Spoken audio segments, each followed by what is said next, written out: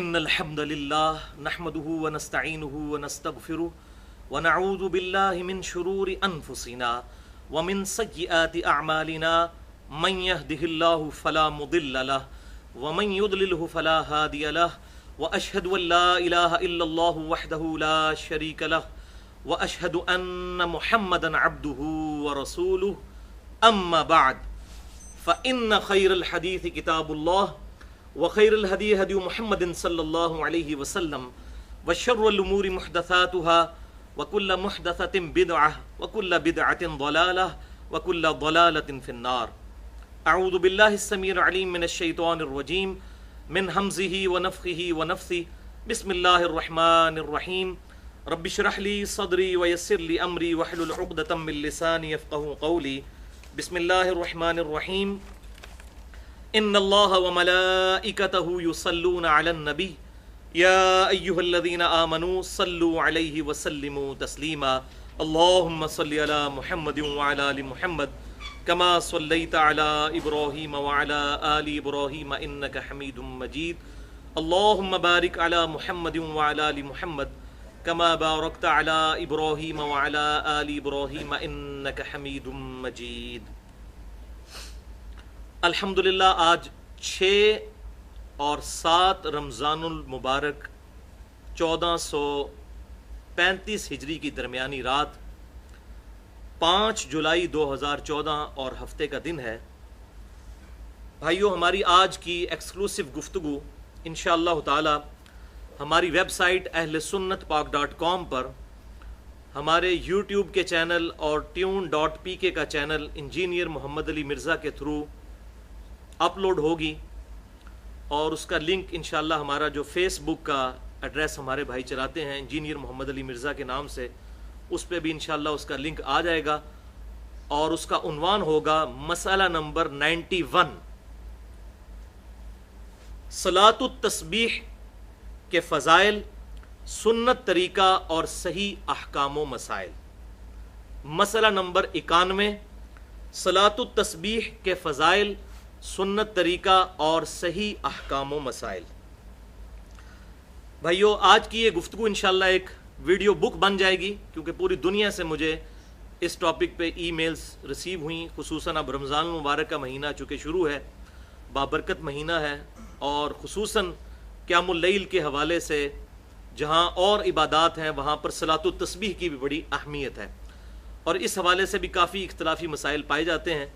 تو پوری دنیا سے ای میلز ریسیو ہوتی رہیں پچھلے 1-2 سال میں. اب میں نے اللہ کے فضل سے یہ ارادہ کیا ہے کہ اس ٹاپک کو بھی ویڈیو میں ریکارڈ کروایا جائے، تاکہ اس حوالے سے بھی لوگوں کے پاس صحیح مواد اویلیبل ہو.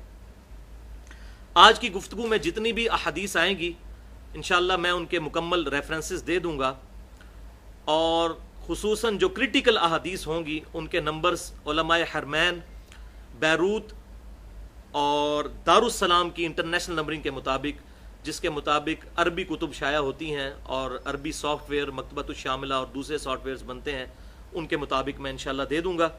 اس کے باوجود اگر کسی کی کوئی کیوری ہو تو لیکچر کے اینڈ پہ مجھ سے سوال کر سکتا ہے، یا بعد میں بھی. میرا ای میل ایڈریس ہے mirza_95@yahoo.com. اب اس تمہیدی گفتگو کے بعد انشاءاللہ ہم آج کی گفتگو کی طرف بڑھتے ہیں. بھائیو، صلاۃ التسبیح 4 رکعت پر مشتمل ایک نفلی نماز ہے، جس میں اللہ تعالیٰ کے پسندیدہ 4 کلمات ایک انٹلیکچول ترتیب کے ساتھ 4 رکعتوں میں پڑھے جاتے ہیں، کل 300 مرتبہ، ہر رکعت میں 75 مرتبہ 75 دفعہ. اور وہ کلمات قرآن حکیم میں متعدد جگہ پر استعمال ہوئے، اور اللہ تعالیٰ نے ان کو مختلف انداز سے اس کتاب میں نازل فرمایا. اللہ تعالیٰ کے محبوب ترین کلمات ہیں. پہلا کلمہ ہے سبحان اللہ، یعنی اللہ پاک ہے ہر عیب سے. دوسرا کلمہ ہے الحمدللہ، تمام تعریفیں اللہ کے لیے ہیں. تیسرا کلمہ ہے لا الہ الا اللہ، نہیں ہے کوئی معبود سوائے اس اللہ کے. اور چوتھا کلمہ ہے اللہ اکبر، تمام بڑائی اللہ تعالیٰ کے لیے ہے. یہ 4 کلمات ہیں جن کو پڑھا جاتا ہے، اور اس کو اکٹھا کرنے کے لیے اس میں واو یعنی اور، جس کو ہم اردو میں اور انگلش میں اینڈ کہتے ہیں، وہ لگ جاتا ہے، یعنی سبحان اللہ والحمد للہ ولا الہ الا اللہ واللہ اکبر، یہاں تک یہ 4 کلمات۔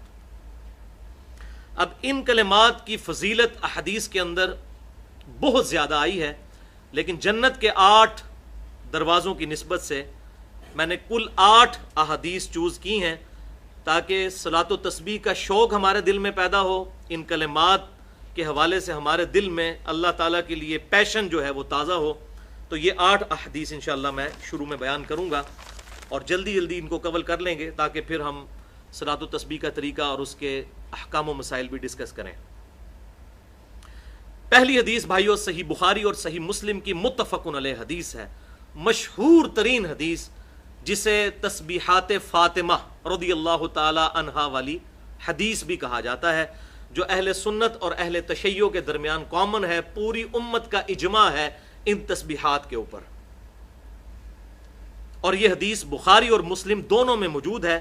صحیح بخاری میں انٹرنیشنل نمبرنگ کے مطابق 6318 اور 5362، اور صحیح مسلم میں 6917، اور یہی وہ حدیث ہے جس کا جو ترک صحیح بخاری میں 6318 ہے، اس موقع پر امام بخاری رحمۃ اللہ علیہ نے سیدنا علی رضی اللہ تعالیٰ عنہ اور سیدہ فاطمہ رضی اللہ تعالیٰ عنہا کے ساتھ علیہ السلام کا لفظ استعمال کیا ہے۔ یہ وہ حدیث ہے 6318 صحیح بخاری، اسی حدیث کے کانٹیکسٹ میں۔ بلکہ امام بخاری رحمۃ اللہ علیہ نے جو فضائل فاطمہ پر باب باندھا ہے، اس میں بھی انہوں نے فاطمہ کے ساتھ علیہ السلام لکھا ہے۔ بیسیکلی امام بخاری رحمۃ اللہ علیہ نے ان ناسبیوں کا رد کیا جو سیدنا علی رضی اللہ تعالیٰ عنہ کے فضائل سے چڑ کھاتے تھے، اور اہل سنت کا موقف بیان کیا کہ یہ کوئی رافضیت نہیں ہے ائمہ اہل بیت کے ساتھ علیہ السلام کا لفظ استعمال کرنا۔ اس کے علاوہ امام بخاری رحمۃ اللہ علیہ نے انٹرنیشنل نمبرنگ کے مطابق 3748 نمبر حدیث صحیح بخاری میں فضائل حسین والے چیپٹر میں جو آئی، جس میں وہ الفاظ آتے ہیں کہ جب حسین علیہ السلام کا سر مبارک عبید اللہ ابن زیاد کے سامنے لا کر رکھا گیا اور وہ چھڑیاں مارنے لگا، یہ حدیث جب امام بخاری لے کر آئے تو سیدنا حسین کے ساتھ علیہ السلام کا لفظ انہوں نے استعمال کیا۔ اور خالی امام بخاری کا یہ موقف نہیں، سنن ابی داؤد کے اندر 4646 نمبر حدیث اور جامعہ ترمذی میں 2226 نمبر حدیث میں دونوں ائمہ نے سیدنا علی کے ساتھ علیہ السلام کا لفظ استعمال کیا ہے۔ ہم نماز میں بھی اپنے اوپر سلام پڑھتے ہیں، السلام علینا وعلی عباد اللہ الصالحین، ہم پر بھی سلام ہو، تمام نیک بندوں پر سلام ہو۔ لہٰذا یہ کوئی اختلافی مسئلہ نہیں ہے، یہ صرف شیعہ سنی ٹسل کی وجہ سے اس کو اختلافی بنا دیا گیا کہ انبیاء کے ساتھ صرف لگ سکتا ہے، تمام کے ساتھ لگ سکتا ہے۔ کئی صحابہ کرام علیہم رضوان کے ساتھ محدثین نے علیہ السلام کا لفظ استعمال کیا، اور نماز میں بھی ہم کہتے ہیں السلام علینا وعلی عباد اللہ الصالحین۔ تو عباد اللہ الصالحین میں صرف انبیاء شامل نہیں ہیں، بلکہ صحابہ کرام علیہم رضوان اور اہل بیت اور اللہ کے نیک بندے سارے شامل ہیں۔ بہرحال یہ تسبیحات فاطمہ والی حدیث صحیح بخاری اور صحیح مسلم نمبر میں بتا چکا۔ سیدنا علی رضی اللہ تعالیٰ عنہ کہتے ہیں کہ سیدہ فاطمہ رضی اللہ تعالیٰ عنہا وہ گھر کے کام کاج خود کیا کرتی تھیں، اس کی وجہ سے چکی چلانے کی وجہ سے ان کے ہاتھوں پہ نشان پڑ گئے تھے، مشکیزہ اٹھانے کی وجہ سے سینے پہ نشان پڑ گئے تھے۔ وہ اپنی شکایت لے کے اپنے ابا جان یعنی امام کائنات صلی اللہ علیہ وسلم کی خدمت میں حاضر ہوئیں۔ ان کو کہیں سے پتہ چلا تھا آپ صلی اللہ علیہ وسلم کے پاس کچھ غلام آئے ہیں، تو انہوں نے عرض کی کہ میں آپ صلی اللہ علیہ وسلم سے جا کر انہوں نے ارادہ کیا کہ میں یہ غلام ڈیمانڈ کروں، لیکن شرمندگی کی وجہ سے بات نہ کر سکیں، واپس آ گئیں، اور سیدہ عائشہ رضی اللہ تعالیٰ عنہ اپنی والدہ کو، اپنی ماں کو انہوں نے یہ بات بتائی اور گھر واپس آ گئیں۔ آپ صلی اللہ علیہ وسلم کو سیدہ عائشہ نے یہ بات بتائی تو آپ صلی اللہ علیہ وسلم خود سیدہ فاطمہ کے گھر تشریف لے گئے۔ اب مزے کی بات سنیں، سیدنا علی کہتے ہیں کہ وہ رات کا وقت تھا، میں اور فاطمہ بسترے میں جا چکے تھے، ایک بسترے میں ایک چادر میں۔ آپ صلی اللہ علیہ وسلم تشریف لے آئے تو ہم باہر نکلنے لگے تو آپ صلی اللہ علیہ وسلم نے ہمیں کہا کہ تم اسی حالت میں رہو۔ پھر آپ صلی اللہ علیہ وسلم اپنی بیٹی اور داماد کی دل جوئی کے لیے اسی ایک چادر میں خود داخل ہو گئے۔ اللہ اکبر۔ اور سیدنا علی کہتے ہیں کہ آپ صلی اللہ علیہ وسلم دوسری طرف سے ایسے داخل ہوئے کہ آپ کے مبارک قدموں کی ٹھنڈک ہم نے اپنے سینے پر محسوس کی۔ کیسا خوش نصیب خاندان کہ امام کائنات صلی اللہ علیہ وسلم اس بسترے میں خود داخل ہو گئے، اور جب یہ دل جوئی کی اور پھر کہا سیدنا علی سے مخاطب ہو کر اور سیدہ فاطمہ سے کہ بیٹا تم لوگ غلام مجھ سے مانگنے کے لیے آئے ہو، میں تمہیں اس سے بھی ایک بہتر چیز نہ عطا کر دوں؟ تو وہ تو سمعنا و اطعنا والے لوگ تھے، انہوں نے کہا عطا کیجئے۔ تو آپ صلی اللہ علیہ وسلم نے فرمایا کہ جب بھی تم اپنے بسترے پر جانے لگو تو 33 مرتبہ سبحان اللہ، 33 دفعہ الحمدللہ اور 34 مرتبہ اللہ اکبر پڑھ لیا کرو، یہ تمہارے لیے غلام سے بھی بہتر ہوگا۔ سبحان اللہ۔ تو یہ 100 مکمل بن جاتے ہیں، 33 سبحان اللہ، 33 الحمدللہ اور 34 مرتبہ اللہ اکبر۔ اسی لیے اس کو تسبیحات فاطمہ بھی کہا جاتا ہے۔ یہ فرض نماز کے علاوہ کے بعد بھی پڑھی جاتی ہیں، وہ آگے احادیث بھی آ جائیں گی۔ اب یہ حدیث یہاں پر بخاری اور مسلم کی مکمل نہیں ہوتی۔ بخاری میں 5362 اور مسلم میں 6917 آگے الفاظ ہیں کہ وہ تابعی کہتے ہیں سیدنا علی رضی اللہ تعالیٰ عنہ سے کہ اے امیر المؤمنین، کیا یہ تسبیحات جو آپ صلی اللہ علیہ وسلم نے آپ کو بتائیں یہ آپ پڑھتے رہے؟ انہوں نے کہا کہ اللہ کی قسم میں نے پوری زندگی ان تسبیحات کو کبھی نہیں چھوڑا۔ پھر اس نے سوال کیا کیا جنگ صفین کی رات میں بھی، یہ بخاری اور مسلم کے الفاظ ہیں، کیا جنگ صفین کی رات میں بھی جب آپ پر اتنا مشکل وقت تھا اس وقت بھی آپ نے یہ تسبیحات نہیں چھوڑی؟ تو انہوں نے کہا اللہ کی قسم صفین کی راتوں میں بھی میں یہ تسبیحات پڑھا کرتا تھا۔ حالانکہ وہ سیدنا علی پر ایک مشکل وقت تھا، خلافت راشدہ کا نظام، خصوصاً شیخین سیدنا ابو بکر و عمر رضی اللہ تعالی عنہما کے طرز خلافت کو بچانے کا ایک آخری موقع تھا جو سیدنا علی رضی اللہ تعالیٰ عنہ نے کوشش کی، لیکن وہ تاریخ کا ایک دردناک باب ہے، آج اس کو ڈسکس کرنے کی حاجت نہیں۔ البتہ چونکہ یہ الفاظ بخاری مسلم میں موجود تھے، اس تابعی نے پوچھا کہ صفین کی راتوں میں بھی آپ نے یہ تسبیحات پڑھی؟ انہوں نے کہا ہاں، ان راتوں میں بھی میں نے ان تسبیحات کو نہیں چھوڑا۔ واقعی جو آپ صلی اللہ علیہ وسلم نے خود ان کے بسترے میں تشریف لے جا کر ان کو تعلیم فرمائی ہو تو استقامت تو خود بخود نصیب ہو جاتی ہے، الحمدللہ۔ دوسری حدیث بھی صحیح بخاری اور مسلم کی متفق علیہ حدیث ہے، بخاری میں 843، مسلم میں 1347۔ کچھ غریب صحابہ آپ صلی اللہ علیہ وسلم کی خدمت میں حاضر ہوئے اور عرض کیا اے اللہ کے رسول صلی اللہ علیہ وسلم، جہاں تک نماز اور روزوں کا تعلق ہے تو جو امیر صحابہ ہیں اور ہم برابر برابر چلتے ہیں، لیکن جہاں پر اللہ کی راہ میں خرچ کرنے کی باری آتی ہے تو امیر صحابہ ہم سے سبقت لے جاتے ہیں، ہم اللہ کی راہ میں اتنا صدقہ خیرات کر نہیں سکتے، تو ہم کیا کریں؟ اب دیکھیں وہ شکایت بھی کیا لے کے گئے ہیں، ٹینشن کس چیز کی ہے؟ دولت کی ٹینشن نہیں ہے، ٹینشن اس چیز کی ہے کہ امیر لوگ صدقہ خیرات کر کے ثواب میں ہم سے آگے نہ نکل جائیں۔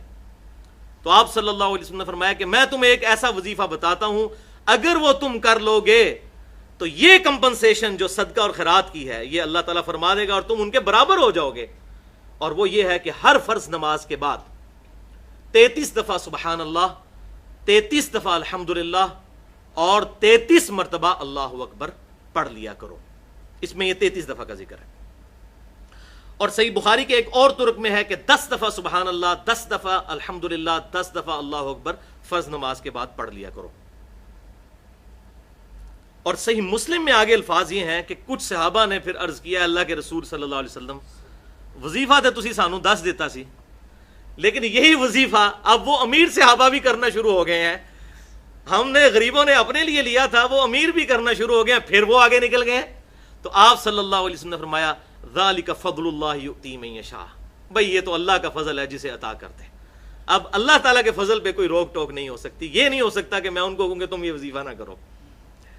اللہ اکبر۔ تیسری حدیث صحیح مسلم میں 1349 نمبر ہے کہ آپ صلی اللہ علیہ وسلم نے ارشاد فرمایا کہ ہر فرض نماز کے بعد یہ کلمات پڑھنے والا کبھی ناکام اور نامراد نہیں ہوگا۔ ہر فرض نماز کے بعد یہ کلمات پڑھنے والا کبھی ناکام اور نامراد نہیں ہوگا۔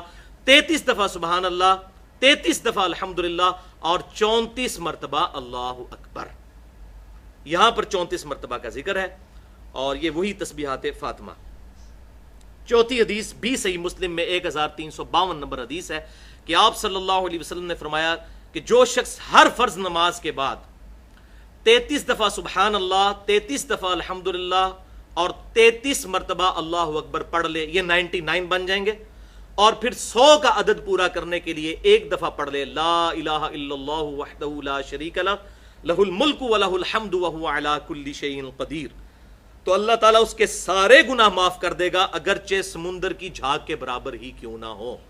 لیکن یہ صغیرہ گناہ ہے، کیونکہ صحیح مسلم میں واضح حدیث موجود ہے، آپ صلی اللہ علیہ وسلم نے ارشاد فرمایا کہ اگر کبیرہ گناہوں سے بچا جائے تو ایک فرض نماز سے دوسری فرض نماز، ایک جمعے سے دوسرا جمعہ، ایک رمضان سے دوسرا رمضان، درمیان کے تمام گناہوں کا کفارہ بن جاتا ہے اگر کبیرہ گناہوں سے بچا جائے۔ تو فرض نماز چھوڑنا بھی کبیرہ گناہ ہے، یہ نہیں ہے کہ ایک بندے نے ایک جمعہ پڑھ لیا کہ جی اگلا جمعہ مسلم کی حدیث کے تحت پڑھ لیا پچھلے سارے گناہ معاف ہو گئے، نہیں، اگر کبیرہ سے بچا جائے۔ تو یہ جتنے فضائل آئے ہیں یہ صغیرہ کے لیے ہیں، لیکن صلاۃ و تسبیح ایک واحد ایسا وظیفہ ہے جس میں کبیرہ گناہ بھی معاف ہو جاتے ہیں، وہ آگے انشاءاللہ آ جائے گا۔ اس لیے میں نے کہا یہ بڑی اسٹانشنگ نماز ہے۔ تو 100 کا عدد پورا کرنے کے لیے لا الہ الا اللہ وحدہ لا شریک لہ، اور دوسرے مسلم کے ترک میں ہم سن چکے کہ 34 دفعہ اللہ اکبر پڑھنا ہے، اس سے بھی 100 پورا ہو جائے گا۔ لہذا یہ دو طریقے ہیں 100 کو پورا کرنے کے، ایک دفعہ اللہ اکبر پڑھ لیں، 33 مرتبہ سبحان اللہ الحمدللہ اللہ اکبر، یہ 33 مرتبہ، اور پھر 100 پورا کرنے کے لیے یا ایک دفعہ اللہ اکبر کہہ لیں یا ایک دفعہ لا الہ الا اللہ وحدہ لا شریک لہ لہ الملک ولہ الحمد وہو علی کل شیء قدیر، اور بہتر ہے کہ ان دونوں وظائف پہ عمل کیا جائے بیک وقت۔ سنن نسائی کے اندر اسی کانٹیکسٹ میں ایک حدیث ہے 1351، اس میں آپ صلی اللہ علیہ وسلم نے فرض نماز کے بعد 25 مرتبہ 4 وظائف تعلیم فرما دیے، 25 مرتبہ سبحان اللہ، 25 دفعہ الحمدللہ، 25 دفعہ اللہ اکبر، اور 25 دفعہ لا الہ الا اللہ۔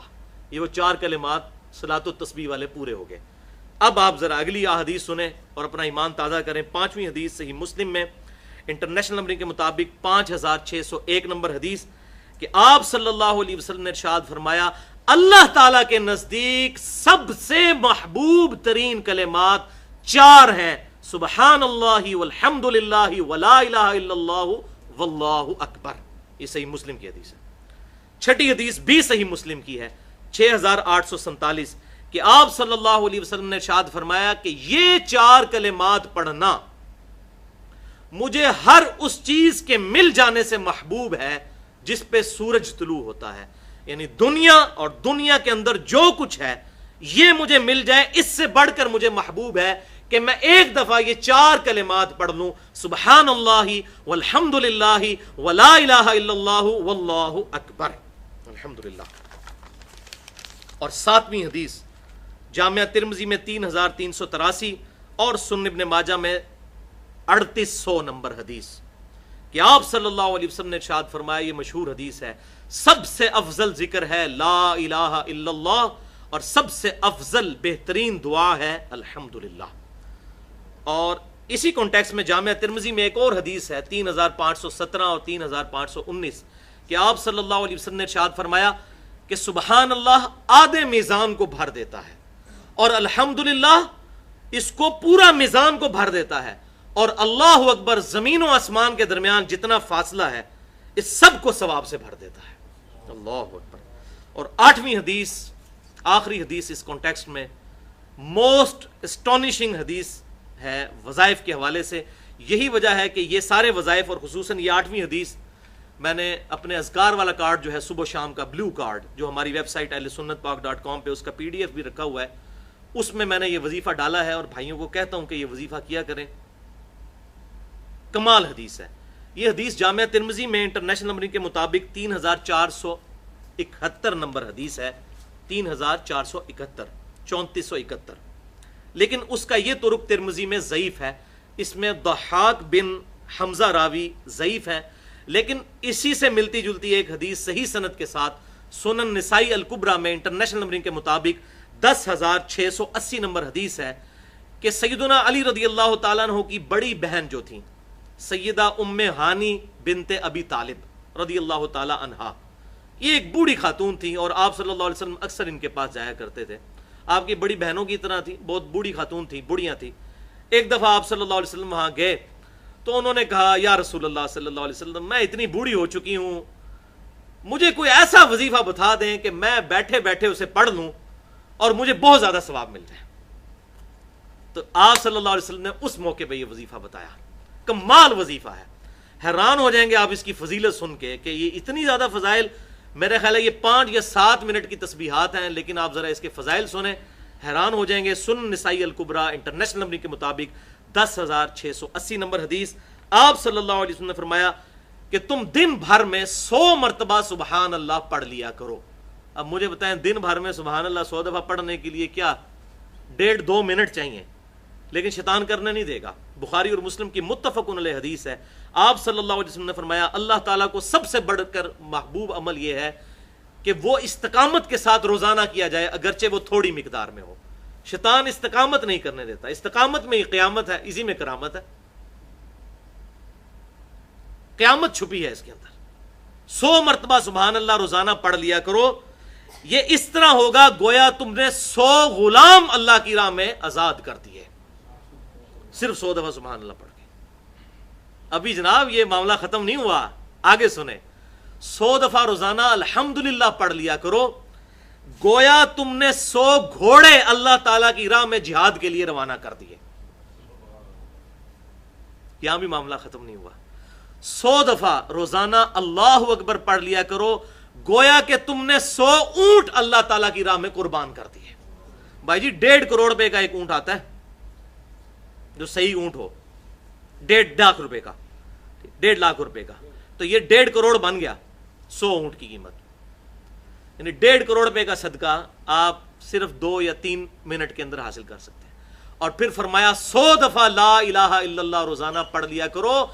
یہ ثواب اس طرح ہے گویا کہ تم نے زمین اور آسمان کے درمیان مکمل کر دیا, سارا کے سارا ثواب سے بھر دیا گیا. 100 دفعہ لا الہ الا اللہ پڑھ لو تو 100 دفعہ سبحان اللہ, 100 دفعہ الحمدللہ, 100 دفعہ اللہ اکبر, 100 دفعہ لا الہ الا اللہ. اچھا اس کی ترتیب میں بھی کوئی مسئلہ نہیں. صحیح مسلم میں ایک حدیث جو میں پہلے بیان کر چکا,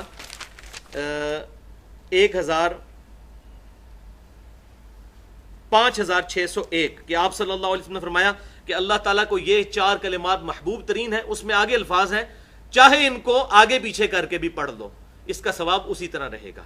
یعنی یہ ترتیب ضروری نہیں ہے کہ آپ نے پہلے سبحان اللہ ہی پڑھنا ہے, پھر الحمدللہ پڑھنا ہے, پھر لا الہ الا اللہ یا اللہ اکبر. یہ ترتیب کسی بھی ترتیب سے پڑھو تمہیں نقصان نہیں دیں گے. یہ صحیح مسلم 5601 نمبر حدیث میں موجود ہے. البتہ جو سنت طریقہ ہے وہ یہی ہے کہ تسبیحات کو ہم جب صلاۃ التسبیح میں پڑھیں گے تو سبحان اللہ والحمدللہ ولا الہ الا اللہ واللہ اکبر پڑھیں گے. اب ان تسبیحات کو یاد کرنا بھی کوئی مشکل نہیں. تسبیحات فاطمہ سب کو آتی ہیں, 33 دفعہ ہم سب پڑھتے ہیں. بس صرف ایک واو لگانی ہے بیچ میں, سبحان اللہ والحمدللہ, اور لا الہ الا اللہ پہلے آ جائے گا, ولا الہ الا اللہ واللہ اکبر. لا الہ الا اللہ ہمارا بیسک کلمہ ہے. تو یہ 4 کلمات ہیں جو آپ پڑھ لیں گے تو صلاۃ التسبیح کے اندر آپ کو اذکار اویلیبل ہوں گے. اب آتے ہیں صلاۃ التسبیح کی طرف. ایک دفعہ شوق اور محبت کے ساتھ دروشی پڑھ لیجئے. اللہم صلی علی محمد وعلی آل محمد کما صلیت علی ابراہیم وعلی آل ابراہیم انک حمید مجید. اللہم بارک علی محمد وعلی آل محمد کما بارکت علی ابراہیم وعلی آل ابراہیم انک حمید مجید. بھائیو صلاۃ التسبیح اہل سنت کی بڑی بڑی 4 کتب کے اندر صحیح سند کے ساتھ موجود ہے. سنن ابی داؤد میں انٹرنیشنل نمبرنگ کے مطابق 1297 نمبر حدیث, جامعہ ترمذی میں 481 نمبر حدیث, سنن ابن ماجہ میں 1386 نمبر حدیث, اور المستدرک للحاکم میں صحیح سند کے ساتھ 1192 نمبر حدیث. ان 4 کتابوں میں صلاۃ التسبیح کی فضیلت اور اس کا طریقہ موجود ہے. اور اس حدیث کو امام ذہبی رحمۃ اللہ علیہ نے بھی صحیح کہا, امام مسلم رحمۃ اللہ علیہ نے بھی صحیح کہا, امام ابو داؤد رحمۃ اللہ علیہ نے بھی صحیح کہا, اسی طریقے سے امام ابن حجر عسقلانی رحمۃ اللہ علیہ نے بھی صحیح کہا. اور دور حاضر میں بڑے بڑے جو علماء ہیں, شیخ احمد شاکر رحمۃ اللہ علیہ, شیخ البانی رحمۃ اللہ علیہ, اور شیخ زبیر علی زئی رحمہم اللہ اجمعین, تمام کے نزدیک یہ حدیث صحیح ہے.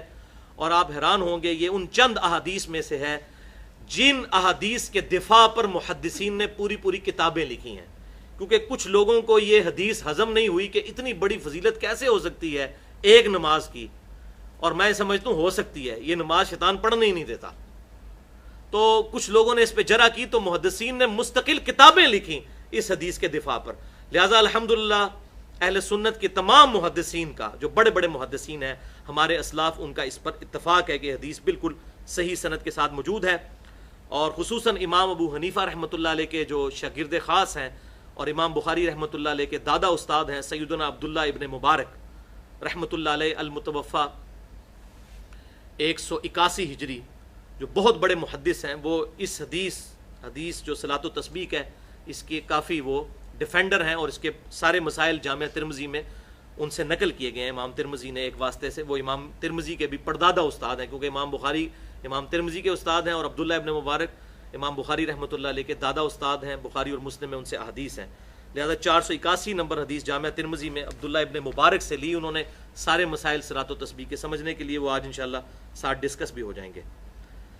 بھائیو، امام کائنات سید الاولین والآخرین شفیع المذنبین رحمۃ للعالمین سیدنا و مولانا امام اعظم محمد رسول اللہ صلی اللہ علیہ وسلم نے اپنے چچا عباس ابن عبد المطلب رضی اللہ تعالی عنہ کو مخاطب کر کر ارشاد فرمایا. حدیث کا ریفرنس میں پہلے دے چکا 4 کتابوں سے. اب ورڈ بائی ورڈ، لفظ بائی لفظ میں یہ الفاظ پڑھنے لگا ہوں تاکہ آپ کو اس کا ٹیسٹ بھی فیل ہو. آپ صلی اللہ علیہ وسلم نے اپنے چچا سے فرمایا، چچا جان، کیا میں آپ کو کچھ عنایت نہ کروں؟ کیا میں آپ کو کوئی تحفہ پیش نہ کروں؟ کیا میں آپ کو اس عمل کی وجہ سے 10 خصلتوں والا اچھا انسان نہ بنا دوں؟ یہ 10 خصلتیں اس میں آ جائیں گی، جوڑوں کی شکل میں 5 جوڑے آئیں گے اور وہ 10 خصلتیں بن جائیں گی. میں گنتا جاتا ہوں. تو پھر آپ صلی اللہ علیہ وسلم نے ارشاد فرمایا کہ جب اے چچا جان آپ یہ عمل کر لیں گے تو نمبر 1 اللہ آپ کے اگلے اور پچھلے، نمبر 2 پرانے اور نئے، نمبر 3 جان بوجھ کر کیے یا انجانے میں کیے، نمبر 4 چھوٹے اور بڑے کبیرہ بھی، اور نمبر 5 چھپے ہوئے اور ظاہر تمام گناہ معاف کر دے گا. اب یہ 5 جوڑیاں آئیں اور 10 خصلتیں جو آپ صلی اللہ علیہ وسلم نے ارشاد فرمائی تھی وہ اس میں پوری ہو گئی. الحمدللہ. مجھے بتائیں یہ فضیلت آج تک کسی عمل کے لیے سنی؟ صرف 50 منٹ سے 1 گھنٹے کا عمل ہے. اگر آہستہ آہستہ کریں، تھوڑی سپیڈ سے کریں تو 40 منٹ میں. اللہ اکبر. پھر آپ صلی اللہ علیہ وسلم نے ارشاد فرمایا، چچا جان 4 رکعتیں اس طرح ادا کریں نفل نماز کی کہ ہر رکعت میں سورۃ الفاتحہ اور 1 سورت پڑھیں، اور جب آپ قرات سے فارغ ہو جائیں تو قیام کی حالت میں یہ کلمات 15 دفعہ پڑھیں، سبحان اللہ والحمد للہ ولا الہ الا اللہ واللہ اکبر. بس یہ ایک جگہ ہے جہاں پر 15 دفعہ پڑھنا ہے، باقی پوری نماز میں 10 دفعہ، قیام میں 15 دفعہ، سورت سے فارغ ہونے کے بعد رکوع میں جانے سے پہلے. پھر آپ رکوع میں جائیں اور رکوع میں انہی کلمات کو 10 مرتبہ دہرائیں. پھر رکوع سے اٹھ جائیں اور 10 بار یہی کلمات پڑھیں. پھر سجدے میں جائیں اور ان کلمات کو 10 دفعہ پڑھیں. پھر سجدے سے سر اٹھائیں، یعنی دونوں سجدوں کے درمیان جو جلسہ ہے اس میں 10 مرتبہ پڑھیں. پھر دوسرے سجدے میں جائیں اور اس میں 10 مرتبہ اس تسبیح کو پڑھیں. پھر سجدے سے سر اٹھائیں اور قیام میں جانے سے پہلے، یعنی جلسہ استراحت کے اندر دوسرے سجدے کے بعد پھر بیٹھ جائیں، جو ہم بیٹھتے ہیں. لیکن عام نمازوں میں اس میں کچھ تسبیحات نہیں پڑھی جاتی، لیکن صلاۃ و تسبیح میں اس دوسرے جلسہ استراحت میں یہ 10 دفعہ پڑھیں گے. تو یہ کل ایک رکعت میں 75 مرتبہ ہو جائیں گے. اس طرح ان 4 رکعتوں میں یہ عمل دہرائیں تو کتنا ہو گیا؟ 75 ضرب 4 300 مرتبہ یہ عمل ہو جائیں گے. اور پھر آپ صلی اللہ علیہ وسلم نے پھر 5 باتیں ارشاد فرمائی. چچا جان ہو سکے تو یہ نماز روزانہ ادا کریں. اگر روزانہ نہ ادا کر سکیں تو ہر جمعے کو ادا کر لیں. ہر جمعے کو ادا نہ کر سکیں تو ہر مہینے میں 1 مرتبہ ادا کر لیں. اگر ہر مہینے نہ پڑھ سکیں تو ہر سال میں 1 مرتبہ. اور اگر سال میں 1 مرتبہ بھی نہ پڑھ سکیں تو چچا جان زندگی میں 1 دفعہ اس نماز کو ضرور پڑھیے گا. اللہ اکبر. آپ اندازہ کریں، آپ صلی اللہ علیہ وسلم کی ذرا ترغیب کا انداز دیکھیں. روزانہ نمبر 1، نمبر 2 نہیں پڑھ سکتے تو جمعے کے جمعے، نمبر 3 مہینے کے مہینے، نمبر 4 سال میں 1 مرتبہ. اب رمضان شریف کا مہینہ ہے، اس میں تو ہمیں توفیق ہو جانی چاہیے، سال میں 1 مرتبہ اس کیٹیگری میں تو ہم فعال کر ہی جائیں. کہ سال میں ایک دفعہ یا رمضان کے ہر جمعے میں پڑھ لیں، سال میں ایک دفعہ نہیں تو کہا کہ زندگی میں چچا ایک دفعہ نماز یہ ضرور پڑھ لینا۔ کیا انداز ہے ترغیب کا، الحمدللہ۔ اب اسی کانٹیکسٹ میں آخر میں صلاۃ التسبیح سے ریلیٹڈ 8 صحیح احکام و مسائل بیان کروں گا، تاکہ اس میں جو اختلافی مسائل ہیں وہ بھی کور ہو جائیں، جو کیوریز ہیں وہ بھی ریزالو ہو جائیں۔ لیکن ایک دفعہ طریقے کو ریپیٹ کر لیتے ہیں۔ قیام کی حالت میں ہم نے 15 دفعہ رکوع میں جانے سے پہلے، یعنی سورت ملانے کے بعد اس کو پڑھنا ہے، سبحان اللہ والحمد للہ ولا الہ الا اللہ واللہ اکبر۔ اس کے بعد رکوع میں جانے کے بعد، رکوع کی تسبیحات پڑھنے کے بعد وہ آگے آ بھی جائے گا، 10 دفعہ پڑھنا ہے۔ کتنے ہو گئے؟ 25۔ پھر رکوع سے سر اٹھا کر ربنا لک الحمد کہہ کر 10 دفعہ، 35۔ پھر سجدے میں سبحان ربی الاعلیٰ کے بعد 10 دفعہ، 45۔ پھر 2 سجدوں کے درمیان ربی اغفر لی پڑھنے کے بعد 10 دفعہ، 55۔ پھر دوسرے سجدے میں سبحان ربی الاعلیٰ کے بعد 10 دفعہ، 65۔ پھر دوسرے سجدے سے سر اٹھا کر پھر بیٹھ جاتے ہیں جلسہ استراحہ، جس کا بخاری میں حکم ہے 6251 نمبر حدیث میں۔ تو یہ ہو جائیں گے پھر 75 مرتبہ، جب ادھر بھی 10 دفعہ پڑھ لیں گے تو ایک رکعت میں 75 مرتبہ اور 4 رکعتوں میں 300 مرتبہ ہو جائیں گے۔ اب باقی آپ کو انشاءاللہ ان مسائل میں علمی پوائنٹس جو 8 میں نے ڈسکس کرنے ہیں، یہ بات کلیئر ہو جائے گی۔ علمی پوائنٹ نمبر 1 کہ صلاۃ و تسبیح کی 4 رکعات اکٹھی پڑھنی ہے یا 2 کر کے پڑھنی ہے، کیونکہ کچھ سنتیں ہم اکٹھی بھی پڑھ لیتے ہیں عموماً، جیسے ظہر کی 4 سنتیں ہیں، اور بعض 2 کر کے بھی پڑھتے ہیں، جیسے ابھی قیام اللیل کیا ہم نے، یہ 2 کر کے پڑھی جاتی ہیں۔ تو بھائیو یہ بات یاد رکھیے، اصولی بات، کہ جتنی بھی نفلی نمازیں ہیں ادر دین فرض، شریعت کی ٹرم میں 2 ہی نمازیں ہیں، یا فرض نماز ہے یا نفلی نماز۔ فرض 17 ہیں، 2 فجر کے، 4 ظہر، 4 عصر، 3 مغرب، 4 عشاء۔ اس کے علاوہ جتنی نمازیں ہیں وہ نفلی نمازیں ہیں۔ کبھی ہم ان کو سنت موقدہ کہہ دیتے ہیں، کبھی غیر موقدہ کہہ دیتے ہیں، کبھی اس کو وطر کہہ دیتے ہیں۔ یہ مختلف الفاظ سمجھانے کے لیے بولے جاتے ہیں، ادروائز وہ ساری نفلی نمازیں ہیں۔ تو نفلی نمازیں جتنی بھی ہیں وہ پسندیدہ یہ ہے کہ 2 رکعت کر کے پڑھی جائیں۔ چنانچہ صحیح بخاری اور مسلم کی متفق علیہ حدیث ہے، بخاری میں 990 نمبر، مسلم میں 1748۔ عبداللہ بن عمر رضی اللہ تعالی عنہما روایت کرتے ہیں کہ آپ صلی اللہ علیہ وسلم نے ارشاد فرمایا کہ رات کی نفلی نماز 2 رکعت ہے، جب تمہیں صبح کا اندیشہ ہو تو 1 رکعت ساتھ ملا لو، یہ تمہاری پوری نماز کو وطر کر دے گی۔ وطر عربی میں کہتے ہیں آڈ کو، تاک کو۔ تو 2 کر کے پڑھتے جائیں، آخر میں 1 رکعت ملا لیں تو ساری وطر نماز بن جائے گی۔ تو رات کی نماز 2 نفل ہے، 2 رکعت کر کے۔ اب رات میں جتنی بھی سنتیں پڑھی جائیں گی، ابھی قیام اللیل یہ بھی سنت موقدہ ہے، یہ بھی ہم نے 2 رکعت کر کے پڑھا، یہی سنت مبارکہ ہے۔ تو میں پھر وہ بات ریپیٹ کر دوں کہ یہ نوافل جتنے ہیں، فرض کے علاوہ جتنی نمازیں ہیں، یہ نفلی نمازیں ہی ہیں، ان پہ نفل کا اطلاق ہوتا ہے۔ ہم سمجھانے کے لیے سنت موقدہ یا باقی الفاظ استعمال کرتے ہیں، جیسے بخاری اور مسلم کی متفق علیہ حدیث ہے، ام حبیبہ رضی اللہ تعالی عنہا روایت کرتی ہیں کہ آپ صلی اللہ علیہ وسلم نے فرض کے علاوہ 12 رکعتیں کبھی نہیں چھوڑی نفلی۔ اب ہم ان کو سنت موقدہ کہتے ہیں، تاکید کی گئی سنتیں۔ ویسے تو فرض نماز بھی سنت ہے، لیکن فرض کے ساتھ یہ اضافی چونکہ نفلی نماز تھی، آپ صلی اللہ علیہ وسلم کی سنت تھی یہ نفلی نماز، 12 رکعتیں۔ پھر ام حبیبہ رضی اللہ تعالیٰ عنہا نے، بخاری اور مسلم کے الفاظ ہیں، وہ 12 رکعتیں گن کے بھی بتائیں، سیدہ عائشہ نے بھی بتائیں کہ 2 فجر سے پہلے، 4 ظہر سے پہلے، 2 ظہر کے بعد، 2 مغرب کے بعد، 2 عشاء کے بعد، جو سنت موقدہ ہے۔ ایک بخاری کی حدیث میں آتا ہے کہ عبداللہ بن عمر کہتے ہیں کہ آپ صلی اللہ علیہ وسلم نے ظہر سے پہلے 2 رکعتیں پڑھی تھی، لیکن وہ عدم ذکر ہے۔ وہ 2 ہو سکتے ہیں آپ گھر پڑھ کے آئے ہوں، 2 مسجد میں پڑھی ہوں، پڑھنی 4 ہی ہیں ظہر سے پہلے، اگر رہ جائیں تو بعد میں پڑھ لیں، کیونکہ 12 رکعتیں تبھی پوری ہوں گی جب ظہر سے پہلے 4 پڑھی جائیں گی۔ لہٰذا وہ عدم ذکر والی روایت ہے بخاری میں۔ بعض لوگ لے کے ظہر سے پہلے 2 بھی پڑھ کے گزارا کرتے ہیں، 4 ہی پڑھنی ہے، اگر ٹائم نہیں ہے تو 2 پھر بعد میں پڑھ لیں، 2 پہلے پڑھ لیں، 2 بعد میں پڑھ لیں۔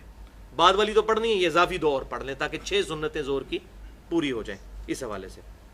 اچھا، سنن ابی داؤد میں انٹرنیشنل نمبرنگ کے مطابق 1295 نمبر حدیث ہے، یہی عبداللہ بن عمر رضی اللہ تعالی عنہما کہتے ہیں کہ آپ صلی اللہ علیہ وسلم نے ارشاد فرمایا کہ رات اور دن کی نفلی نماز 2 رکعت ہے۔ لو جی، مسئلہ ہی حل ہو گیا۔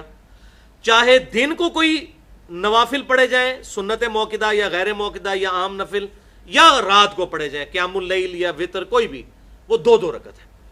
اس حدیث سے یہ بات پتہ چل گئی کہ دن اور رات میں نفلی نماز 2 کر کے پڑھنی ہے، لہٰذا ظہر سے پہلے جو 4 سنتیں آئی ہیں بخاری اور مسلم میں، وہ بھی 2 کر کے پڑھنی چاہیے، یہ سنت ہے۔